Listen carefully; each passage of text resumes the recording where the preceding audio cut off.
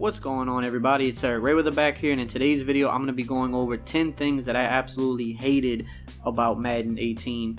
I'll be honest, just to start this video off, Madden 18 was probably my least favorite Madden. I mean, it's up there in the top 3 of Maddens that I completely just couldn't stand the most. I didn't really like Madden 17 that much either, but at least the second half of the year I kind of started to like it a little bit more. 18, I really have not enjoyed much of 18 this year. I'm just going to be upfront about it. And it's like that every so many years. Everybody's got a year where they just don't really like the game. And I've narrowed down 10 things that I really hated this year, and I want them to either improve or just remove from the game, make better. It's not a video to be a hater, quote unquote. It's let's make this better, let's improve these things. So I'm going to pull up my list here because I did make a list. So first and foremost, target passing. Target passing was a complete fail. I mean, the devs know it. Rex, and on one of the recent podcasts he did, it might have been the Muttman podcast, or it might have been the podcast with Gut Fox. I don't remember which one. It could be both. He admitted that target passing was a failure, it was a waste of resources. Now, coming into the year, target passing was one of the things I was most excited for, because I was like, okay, we could throw back shoulder fades now, we can have more creativity on offense, we could fit passes into tighter windows. But then EA Play came, and a lot of people said, you know, this is going to be hard, a lot of people aren't going to be able to use this. People early on thought, oh, this is going to be glitchy, it's going to cheat the game, and you know, I was saying, no, I don't think it's going to be that easy to do. And sure enough, when the game came out, we found out that it was extremely hard to do, and pretty much nobody used it. There was that little Hail Mary glitch for a small, few weeks, but EA did patch that up really quickly, and that was towards the end of the year anyway. Target passing was a complete failure. I would be surprised if it's even in the game next year. The way the devs and Rexes spoke about it, it doesn't sound like they're going to even bring it back next year. It was a great idea, but terribly executed, and it's definitely one of the big misses of this year, because they could have took that time to make something else happen, to put something else into the game. But I mean, I'm okay with them trying. They tried, but it failed, and we don't need it back. It's a waste of time. Number 2, man, this is really big. The ball carrier moves / tackling. This goes together. So, a few years ago we had the double juke. The double juke was kind of glitchy, but it at least took some stick skill to pull off. Minimal stick skill to pull off, but if you had good stick on defense, you could completely shut it down. If you knew someone was going to like double juke into you, you could wait there and they would juke into a hit stick and they would suffer. Perfect. It was easily counterable, but if you didn't have good enough stick on defense, you were going to get juked, but it was fair. This year, well, we'll go last year, juking was irrelevant. All you could do was truck. You couldn't juke, couldn't spin, it was all useless. So this year, we finally get juking and spinning back. We're kind of excited about it, but it was so OP that you didn't need any stick skill. You could just flick the stick to juke. Guy's gonna get juked out of his cleats every time, fall on the ground. You're gonna make the first defender miss 99% of the time. Way too easy. Same with spin moves. Hit a spin move, the first defender's pretty much missing every time. The only real way to counter this was in Ultimate Team if you got guys that were unfakeable, and there weren't even that many unfakeable players put into the game. And I never agreed with the whole logic of, oh, well, we know that the spins and jukes are overpowered, but let's put a chemistry in MUT that'll overcome it. No, they should have just fixed it all together, and they did fix it. They made it a little better. It was way worse in the beginning of the year, but even still at this point of the year, anybody can run a stretch, a toss, a juke, spin, and it's way too easy for people to break big touchdowns, because you can play perfect defense. You could use her perfectly and still get faked out, and I've even seen unfakeable players still get faked out. It's really bad. Definitely hope they fix it next year. I mean, bring back the double juke, bring back things that require a little bit of skill but can also be stopped by a good user on defense. Don't make my player get sucked into an animation. That's one of the big problems with this game is just animations. I mean, you need animations in a sports game for it to be any kind of realistic, but some of the animations just are way overpowered. You're sucking my defender into an animation where he falls and breaks his leg pretty much when I'm in perfect position to make the tackle. That was a real stain on the game this year for me and for a lot of people. Number 3, coaching adjustments. We were excited to get this back in the game. We had it in NCAA 14. We had certain adjustments back in old Maddens, like, defensive assignments and stuff like that. We were excited to get this back in the game. Again, another failure. I don't think that they should take this out of the game like target passing. I think they can just try to fix it. But if they can't fix it, then just take it out of the game, because coaching adjustments were a mess all year. In the beginning of the year, you could put your running back on conservative, and you would never fumble, but you would still fake everybody out. So you would get the best of both worlds. Then they fixed it. Now you could have it on conservative, and you'll still fumble 2 times a game. Tackling. You put your tackling on aggressive right now. If you have secure tacklers in Ultimate Team, they don't miss tackles. They lay hit sticks and make you fumble all day. Pass rush aggressive at one point this year was overpowered. You could leave it on aggressive all game, and it wouldn't matter. Then they fixed it. But then it got to the point where even leaving your pass rush on, balance, they would still jump off sides way more than they should have. Then there were certain formations that you could leave it on aggressive all game and they would never go off sides. I mean, all year long, the coaching adjustments have needed constant tweaking. They've never worked properly.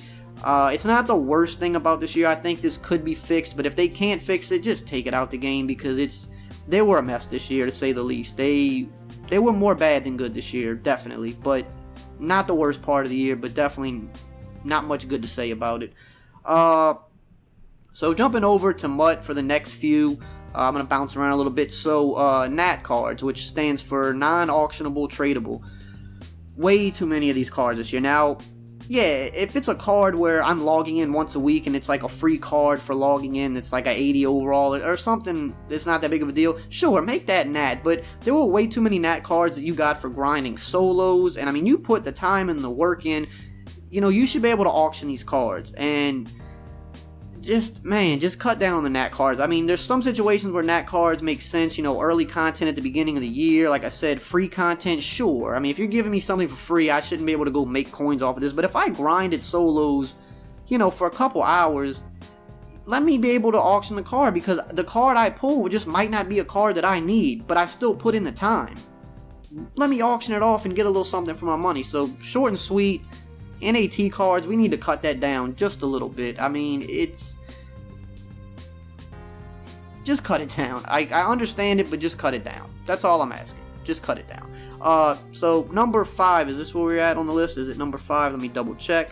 Okay, yeah, double 5. So this is another MUT issue, power-ups. Now, personally, I like power-ups. I like the idea of power-ups. I did quite a number of power-ups this year. Plain and simple, make it to where we can get some of our investment back. Make it to where we can unpower it up. It's kind of like back in the old days where if you put a card into a set and it was locked, you either had to complete the set or you would never get that card back, and then eventually they changed it to where you could take cards out of sets if you hadn't completed it yet. Let's do the same thing with power-ups.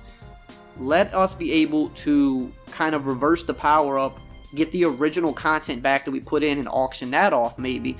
That's fair, because the original content will have dropped in value, but at least allow us to reverse it, sell off the original content that we purchased. Even if we only make, a tenth of our money back, that's still better than being stuck with something, because we did a power up at a point of the year where we needed that card, and now that card's obsolete. Maybe he hasn't gotten an upgrade in months, which happened to quite a few cards this year, and you're just stuck with this card. You can't do nothing with it. Let us reverse it maybe.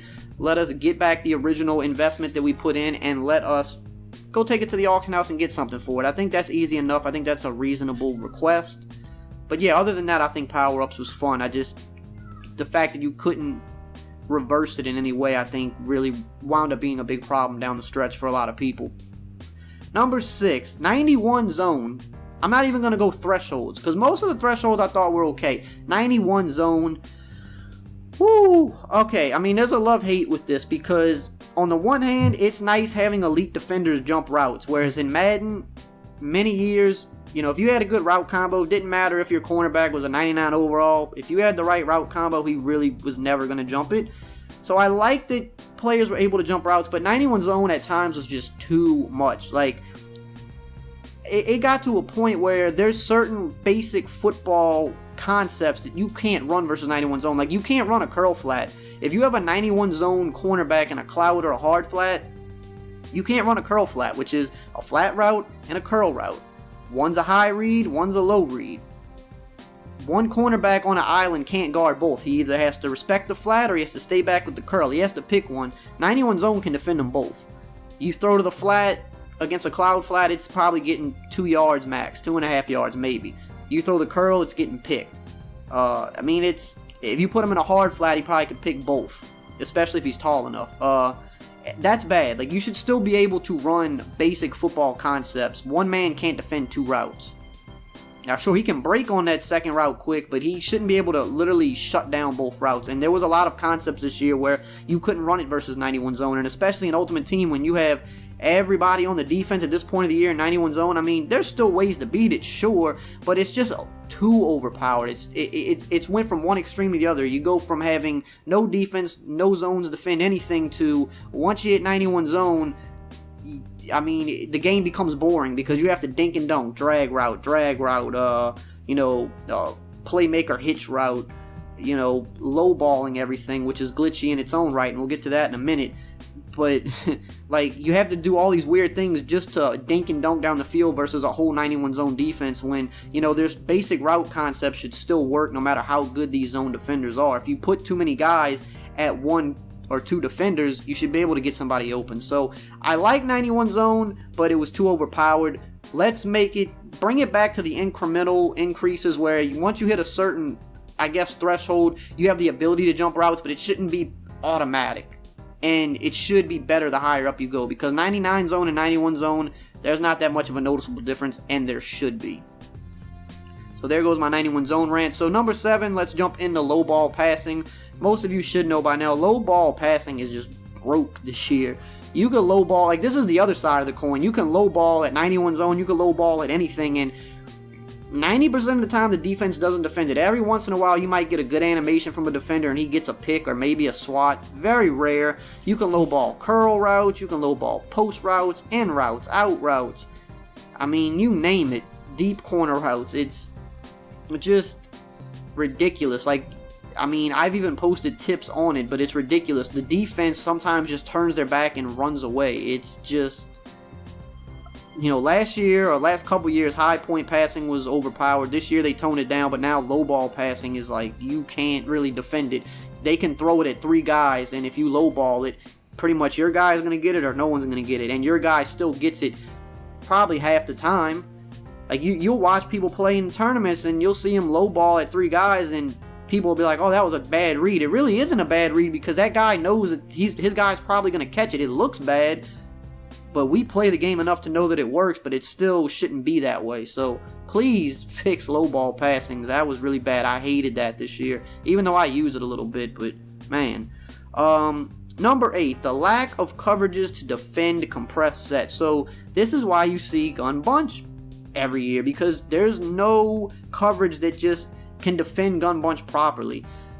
We hopefully should get that in the game this year. The guy that does the coverages and the plays, he's aware of it. He's always trying to update the coverages, make them as realistic as possible. He's done a good job with it. Cover 2 is a lot better than it used to be. Cover 4 is a lot better than it used to be. But we need certain type of coverages like cover 4 box and, cover 4 quarters and different variations that work differently. Every cover 4 doesn't perform the same way, and there's certain types of coverages and schemes that you would deploy against a set like gun bunch or shotgun tight off set to where the defenders would react differently and be better equipped to defend these routes. Whereas right now it doesn't really matter what you throw at gun bunch.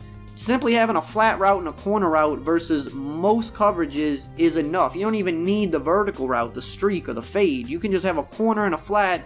And with the combination of like low ball passing, especially even with 91 zone, some 91 zones will defend it better than other guys, but you can still, depending on where you're lined up on the field, short side, long side, it's real easy with just 2 routes to flood multiple zones. And if we had the proper coverages for compressed sets, we would probably see more people go away from compressed sets. I mean, compressed sets are always going to be used, but we will maybe see more people going to more spread sets, because once we have the proper coverages to combat stuff like gun bunch and shotgun tight, it's going to make it a lot less effective. Right now, the reason everybody runs it is because we don't have those proper coverages, and it's so effective. You have to over adjust to the max to even contain it. So once we get those coverages in the game, that'll be good. But the fact that we still don't have it, and especially this year with gun bunch being the worst that it's ever been, in terms of how overpowered it is. That's definitely one of the gripes I have this year, is not having the proper tools to combat